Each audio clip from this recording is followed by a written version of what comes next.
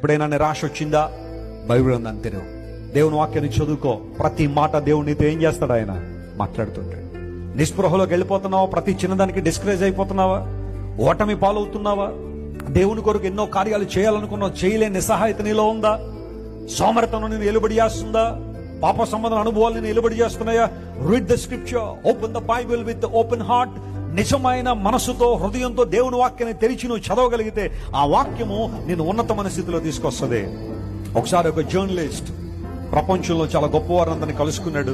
ఒక 400 మందిలో ఎంతమందిని కలుసుకుని వారికి ఒక క్వశ్చన్ ఇచ్చాడు. ఆ ప్రశ్నకు సమాధానం రాయమన్నాడు. ఆ ప్రశ్న ఏంటంటే, ఒకవేళ మీరు ఎప్పుడైనా ఒక 6 నెలలు ఒంటరిగా ఒక ప్రాంతంలో ఉండిపోవాల్సి వస్తే, ఇంకెవ్వరూ మీతో ఉండరు, మీరు ఒక్కరే ఆ ప్రాంతంలో ఉండాల్సి వస్తే, నేను మీకు ఒక పుస్తకాన్ని ఇవ్వాలని ఆశపడుతున్నాను.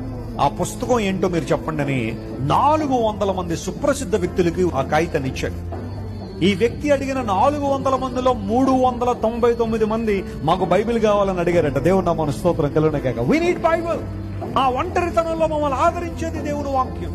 మా ఒంటరితనంలో మమ్మల్ని ధైర్యపరిచేది దేవుని వాక్యం. మనల్ని స్థిరపరిచేది దేవుని వాక్యం. నూతన శక్తితో మమ్మల్ని నింపేది దేవుని వాక్యం. కాబట్టి వి నీడ్ బైబిల్.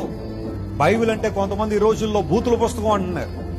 బైబిల్ అంటే కొంతమంది తక్కువ వాళ్ళు చదివే పుస్తకం అంటున్నారు. అసలు బైబిల్ తెరిచి చదివితే అపరిమితమైన జ్ఞానం బైబిల్లో ఉంది.